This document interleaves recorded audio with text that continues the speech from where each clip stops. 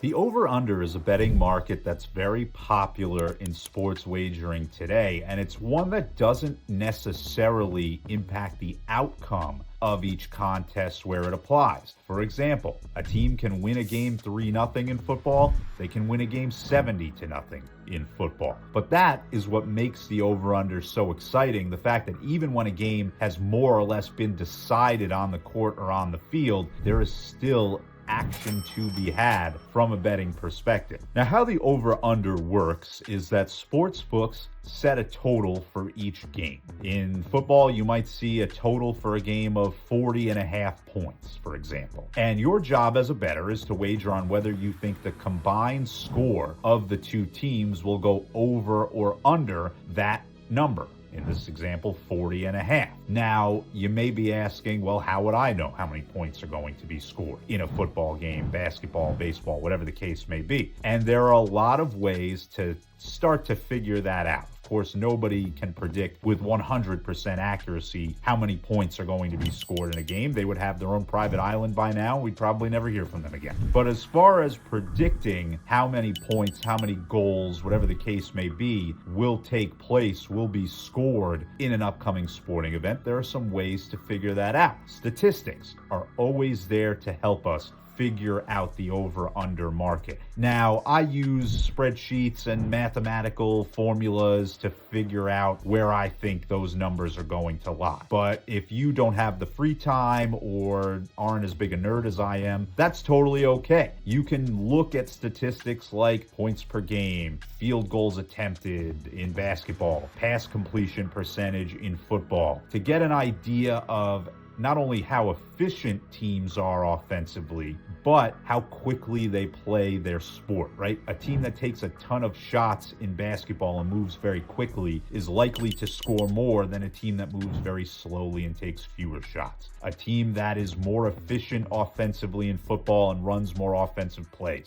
is likely to score more points than a team that struggles to move the ball or plays at a slower tempo. These are things you can look at when evaluating where the over-under is going to lie. Now, I don't want you to think that offensive statistics are the only thing that matters when it comes to the over-under. The way that defenses play also plays a huge role in where the totals lie, right? Some defenses are simply better than others in all of the sports that we look at. Of course, in football and basketball, those things are readily apparent, right? In terms of points per game allowed, in terms of forcing turnovers. There are a lot of metrics we can look at for things like that. But even in sports like baseball, where you don't necessarily think of defense beyond just pitching, right? Fielding percentage, how many runs do teams save with their defense?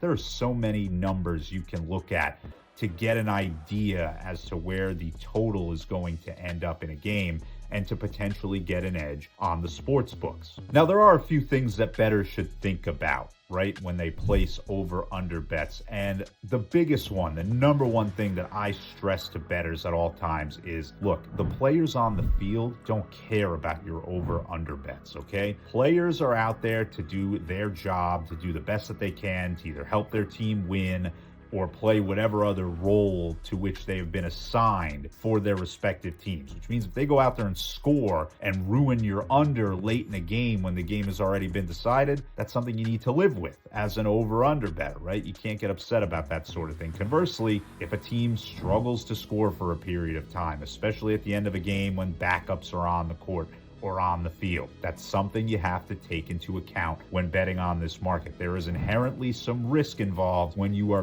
betting on a market that doesn't have anything to do necessarily with the final outcome of a game, and I stress that to bettors, and I will continue to do so as I have here. Now, there are also some interesting variations on over-under bets that bettors might want to think about placing as well. For example, a bettor can wager on the over-under for just one team instead instead of the combined total for both. Say, for example, you think a team in the NFL is going to have a huge scoring day against a bad defense. Well, instead of betting on the combined total for both teams, you can wager on the over for that one team individually. What that does is it puts the scoring onus solely on that team, and you don't have to rely on the other side to do their part to reach an over. There is also the option to break this market down into things like quarters and halves. If you think that the first quarter is going to be higher scoring than the rest of the game for whatever reason, you can wager on the first quarter over. Conversely, if you think that a slower pace is going to be played at any point in the game, you can wager on that quarter or half to go under the total. There are a lot of different ways to get involved with over-unders that aren't just betting on the combined score of both teams for the full game, and being able to use that creativity and use some of your knowledge to your advantage in those smaller breakdowns is going to help you potentially. Now, there is so much more that goes into successful over-under betting, and of course, if you have any specific questions, you can always give us a shout in the comments. You can go to ats.io for more how-to content, or you can check out our instructional videos for other betting markets as well. Thank you so much for watching, and good luck on your over-under bets.